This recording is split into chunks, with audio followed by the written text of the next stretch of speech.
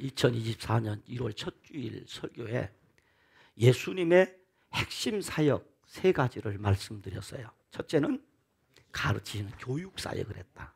예수님은 가르치셨다. 두 번째는 전파하셨다. 설교와 전도 사역이 예수님의 사역의 핵심 사역이었다. 세 번째는 치유하셨다. 힐링 사역, 고치는 사역, 병든 자를 고치고 귀신 들린 자를 고치고 우리 삶이 망가진 자를 고치는 사역을 예수님이 했다. 이 힐링 사역을 했다.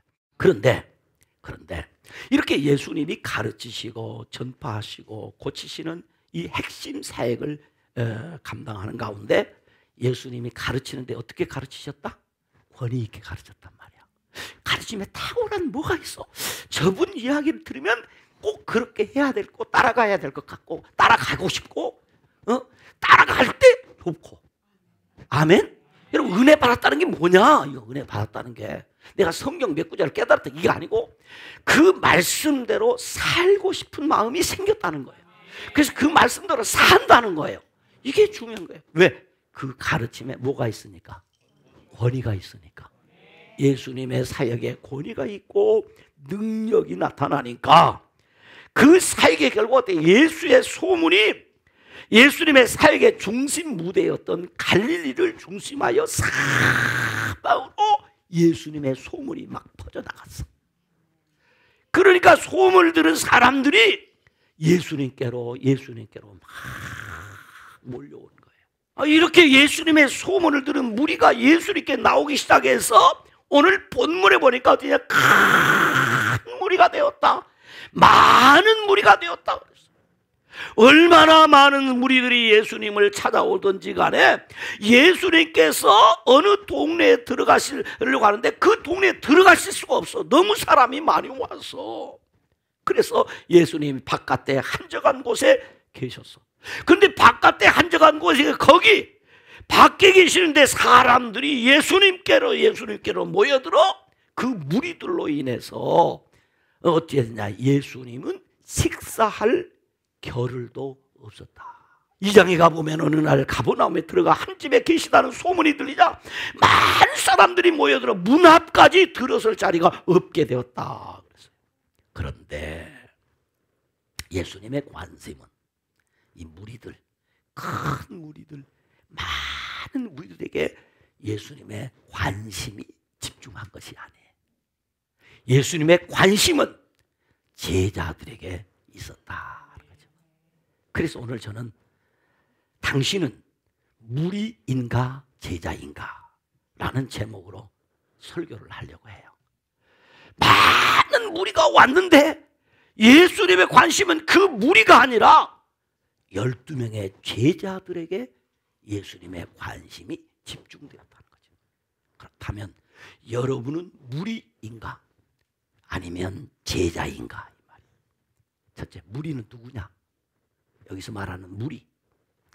본문 8절, 물론 본문 7절에도 그렇고 8절에도 그렇고 계속해서 나오는 게 무리입니다. 7절에 보면 갈릴리에 큰 무리가 따르고 그래요. 8절에도 그렇게 기록했어요. 유대와 예루살렘과 이드마 요단강 건너편과 또 두로와 시돈 전체에서 많은 무리가 그가 하신 큰 일을 듣고 나오는지라. 그러니까 무리가 많이 모였다. 반복해서 7절, 8절, 9절 계속해서 무리에 대한 이야기를 해요. 그리고 10절에 보니까 이는 많은 사람을 고치셨으므로 병으로 고생하는 자들이 예수를 만지고자 하여 몰려왔더라 그랬어요. 이 무리는 왜 왔느냐 이거죠. 예수님의 큰 일에 대한 소문을 듣고 예수님께로 왔다 그 말이에요. 그러면 이들이 생각한 예수님의 큰 일은 무엇일까? 이들은 도대체 무슨 일을 보았기에, 무슨 이야기를 들었기에 이 일은 큰 일이라고 그들이 생각을 했을까? 첫째는 예수님의 가르침이 대단하대, 권위가 있대. 예수님의 권위 있는 가르침이 이들에게 있어서는 큰 일이었던 거예요. 그런가 하면 예수님은 어땠어요? 능력으로 더러운 귀신들을 사람 속에서 내쫓고 귀신들이 예수님 앞에 꼼짝 못하고 다 나가는 거예요. 그런가 하면 열병을 비롯해서 나병 환자, 중병자, 각색 병든 많은 사람을 고치고 귀신들을 내어 쫓으자. 대단한 분이다. 이건 엄청난 일이다. 이것은 그들에게 있어서 엄청나게 큰 일이었던 거예요. 그런데 이렇게 그들이 생각하는 큰 일은 예수님에게 있어서는 아주 작은 일이에요.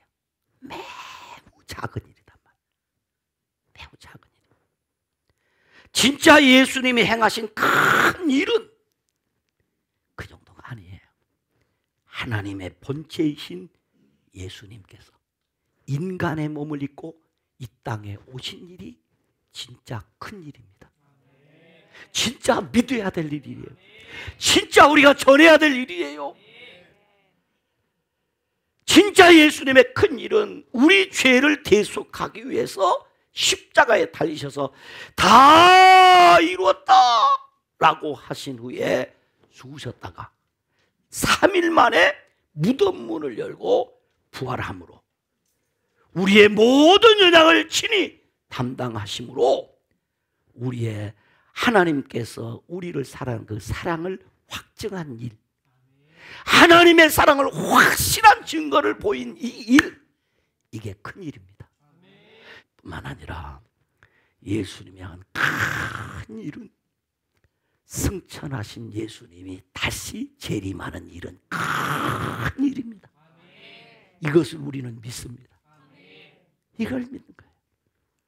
그러므로 누구든지 예수 그리스도의 십자가 앞에 나와 자기 죄를 자복하면, 십자가 대속의 복음을 믿기만 하면 정죄받지 않고 해방되어 구원을 얻게 하신 이 일은 큰 일 중에 큰 일인 줄로 믿습니다. 그래서 성경은 말합니다. 누구든지 주의 이름을 부르는 자는 구원을 얻으리라. 예수 이름을 불러도 구원받는 거예요. 주 예수를 믿으라. 그리하면 너와 내 집이 구원을 얻으리라. 엄청난 일이다. 예수 믿어 구원 얻는 일, 엄청나게 큰 일이에요. 나는 그 큰 일의 은혜를 입었어요. 그래서 예수 믿고 구원받았습니다. 할렐루야. 그러나 무리들은 예수님의 행하신 병 고치고 귀신 들린 사람에게 귀신을 내쫓은 일만이 큰 일이라고 그들은 그 소문을 듣고 예수님께 왔어요. 그들이 무리들이에요. 이 무리들은 병들고 귀신 들린 사람입니다. 그래서 자기 병 고치러 온 거예요. 병 고치러. 자기 속에 들어있는 귀신을 내쫓으러 온 거예요. 그들은 병 고치기 위해서 나온 사람들이란 말이죠.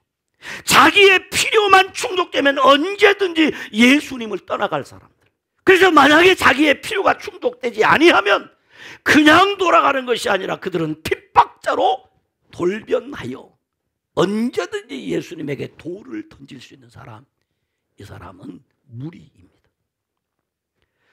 언제든지 배신의 칼을 들이댈 수 있는 사람, 언제든지 자기의 유익이 끝나면 떠나갈 사람, 이 사람은 무리입니다. 마치 예수님의 십자가 밑에서 예수님을 조롱하는 군중 속에 포함될 그 사람, 무리입니다. 여러분, 예수님 십자가에 달릴 때 밑에서 예수님을 조롱하고 손가락질했던 사람들이 전혀 모르는 사람들이 온 것이 아니라 예수님에게 떡을 얻어먹고 예수님의 병 고침 받고 예수님의 기적을 보고 예수님의 큰 일을, 그들이 말하는 큰 일을 보았던 사람들이 그 무리 중에 포함되어 있다는 거죠. 그들은 무리입니다. 그래서 이 책 여러분 보셨는지 모르겠어요. 팬인가 제자인가 카일 아이들먼이라는 사람이 지은 책인데 꽤 오래된, 이 책의 저자한 이 무리를 뭐라고 하냐, 팬이라고 그래서 팬. 팬이 뭐냐? 이 사전적인 뜻은 누군가를 열정적으로 지지하고 좋아하는 사람, 누군가를 열정적으로 지지하고 좋아하는 사람, 이 사람을 팬이라고 하잖아요. 팬은 자기가 좋아하는 대상에 대해서 모르는 것이 없이 다, 와, 생일이 언제, 아니 자기 신랑 생일은 몰라도 자기가 좋아하는 가수 생일은, 와, 대단하대. 그래. 혈액형이 뭐고 키가 몇이고 다 알아. 팬이라 팬. 이 특징이 있습니다. 이렇게 그에 대해 자기가 좋아하는 사람에 좋아하는 그렇게 하는데 정말 중요한 것은 그와 인격적인 교제나 사귐이 없이 일방적으로 좋아한다는 거예요. 인격적인 교제가 없다.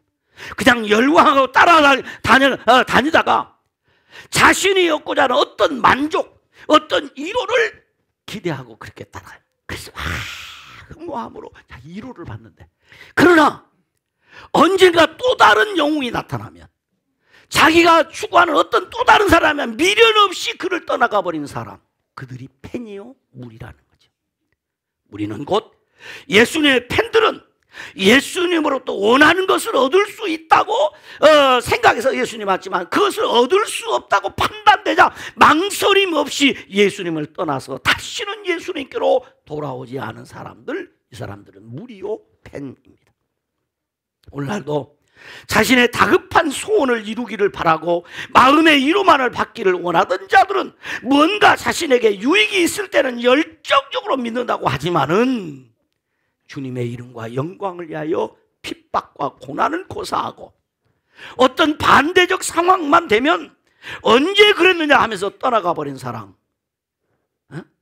그는 그냥 무리, 그냥 예수님의 팬입니다. 그래서 이 책의 저자, 팬인가 제자인가, 이 책의 저자는 이렇게 말했어요. 팬과 같은 교인들은 예수님에 관한 지식을 그분과의 깊은 친밀함으로 오해한다. 그걸 말합니다. 행동하지 않고 말로만 때우려 한다. 누가? 팬은. 당신은 팬이 아니고 제자라고 생각하는 거야. 그러면서 생각하기를 나는 제자라고 생각한다는 거야. 아니라는 거죠. 중요한 것은 복음은 팬, 이 무리를 만들기 위해서 주신 것이 아니라는 겁니다. 진정한 제자를 만들기 위해서 하나님께서 우리에게 주신 것이 복음입니다. 하나님 나라는 이 무리들, 곧 팬들이 북적이는 곳이 아니라 제자들의 나라입니다. 제자들을 위해서 준비한 나라가 하나님의 나라입니다. 그래서 마가와 함께 시작하는 복음여행 첫 번째 설교 시간에 저는 복음은 삶이다 라는 메시지를 전했던 것입니다.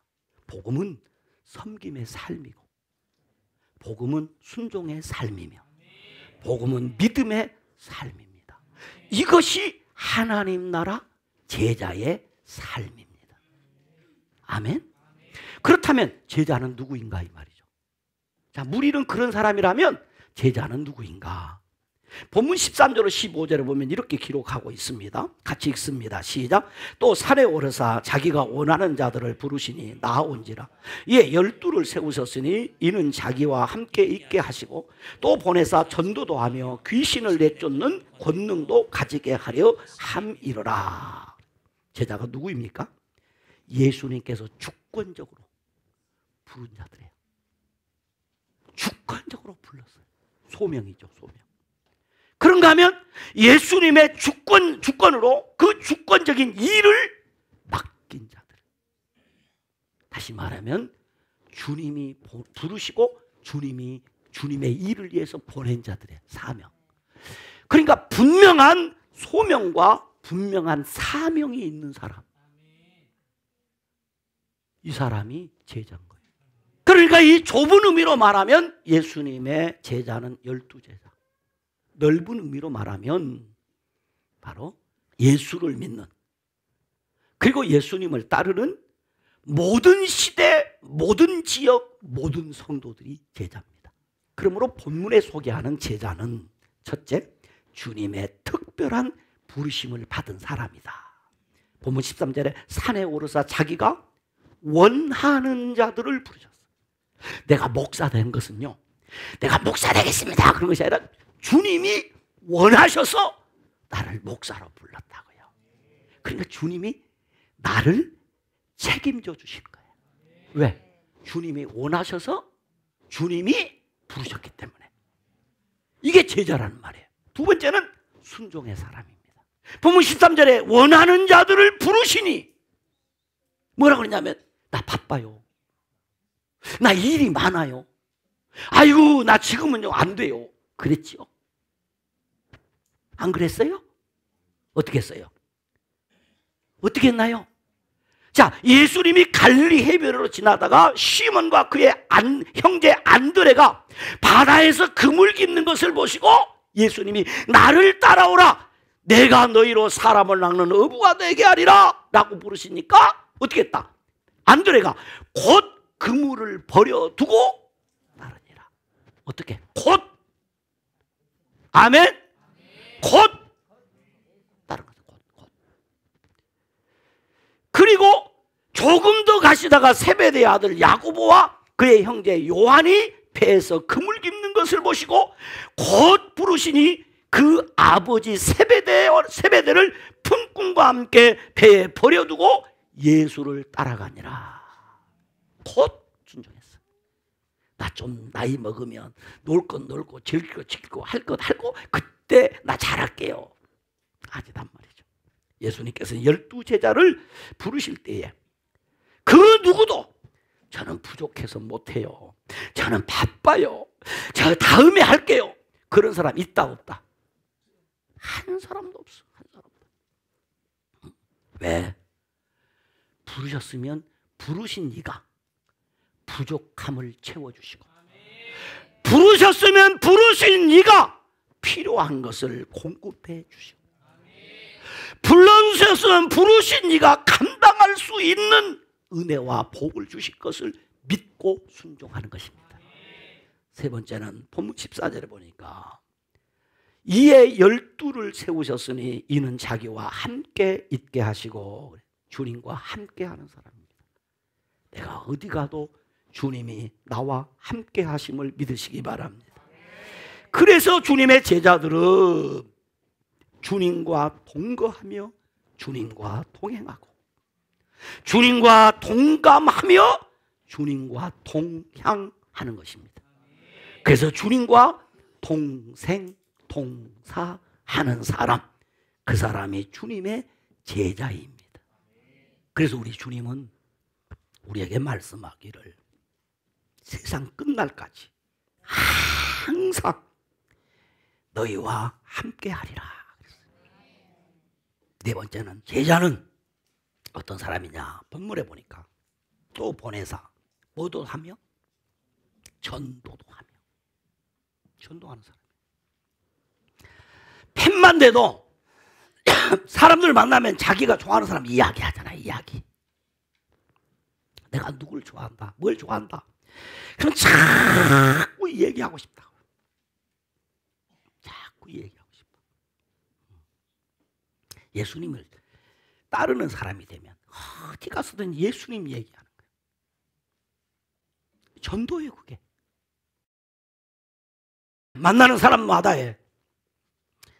무슨 이야기를 하든지 요즘 나는 이 일에 참 관심이 많은데 여기 내가 관심 많은 일에 기록한 문서가 하나 있는데 이거 읽어보실래요?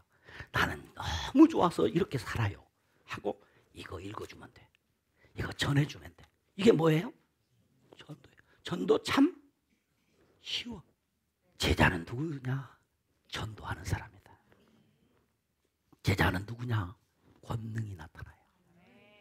내가 능력이 있는 것이 아니라 주님이 함께하니까 주님의 능력이 나타나는 거야. 제자에게는 귀신을 내쫓는 권능도 가지게 하려 합니다. 그랬어요.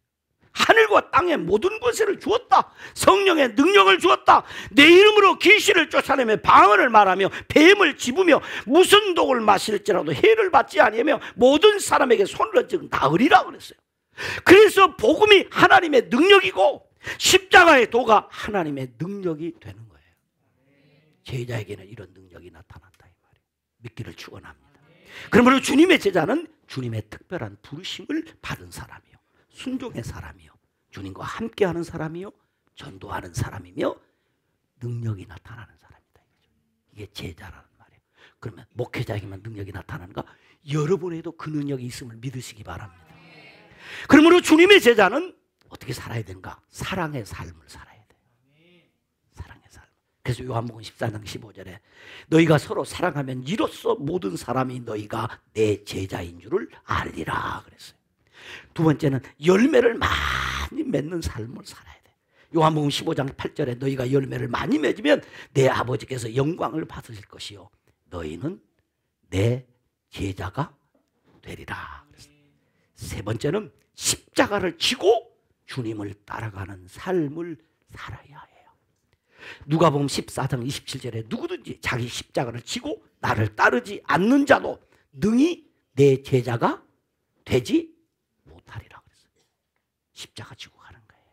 그래서 내가 그리스도와 함께 십자가에 못 박혔나니 그런 적이 이제 내가 산 것 아니요 오직 내 안에 예수께서 사신 것이라. 내가 그리스도와 함께 십자가에 못 박혔나니 그런즉 이제 내가 산 것 아니요 그런즉 이제 내가 산 것 아니요 오직 내 안에 예수께서 사신 것이라. 이제 내가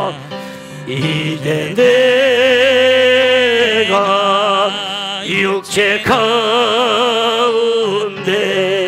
사는 것은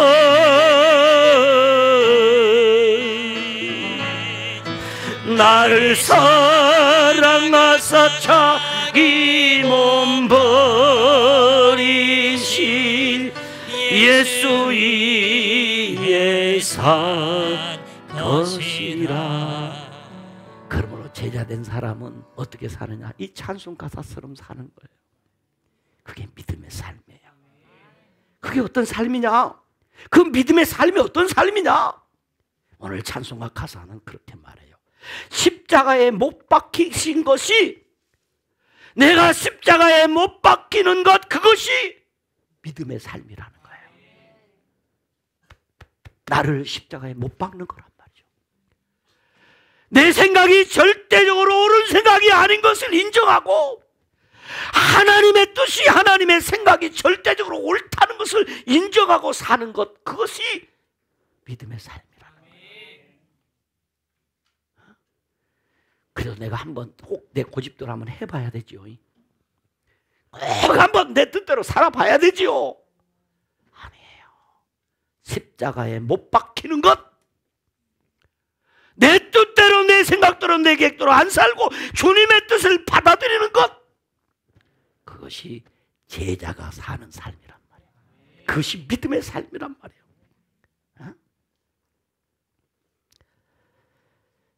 내가 사는 것이 아니에요.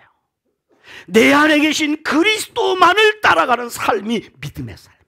내가 육체 가운데 사는 것은, 살아가는 그 단 한 가지 이유는, 내가 오늘 또 생명을 부지하고 오늘 또 내가 밥을 먹는 이유는, 내가 오늘 직장에 가는 이유는, 내가 오늘 이 밤에 잠을 자는 이유는 단 한 가지. 나를 위해 자신을 버리신 하나님의 아들을 위하여 사는 것입니다.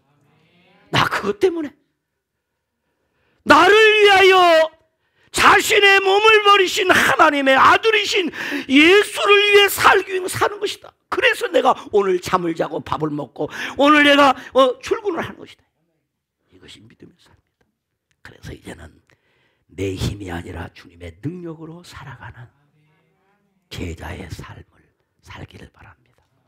그러므로 제자는 남김없이, 후퇴 없이, 후회 없이 사는 사람이 제자입니다. 남김없이. 이 책의 마지막 정리가 그렇게 돼 있어요. 남김없이. 윌리엄 보턴이라는 사람의 이야기로 마무리되는데 감동했어요. 남김없이.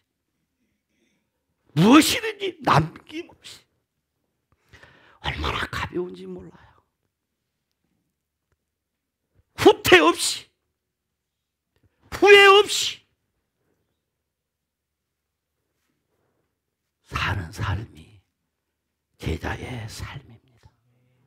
마지막 질문을 던지고 오늘 예배를 마칩니다. 당신은 무리인가요? 제자인가요? 기도합니다. 주님, 주님이 관심을 가지시고 주님이 원하시는 것이 무엇인지를 깨달아 살기를 원합니다. 무리인가? 제자인가? 주님의 물음 앞에 나는 어떻게 대답하고 어떻게 살아야 하는지를 결단하고 따르기를 원합니다. 주님의 물음 앞에 주님, 나는 무리가 아니라 확실하게 주님 따라가는 주님의 제자로 살아가고 있습니다 라는 고백이 오늘 나의 고백이 되게 하여 주옵소서. 남김없이, 후퇴 없이, 후회 없이 삶을 살게 하옵소서. 예수님 이름으로 기도드리옵나이다. 아멘.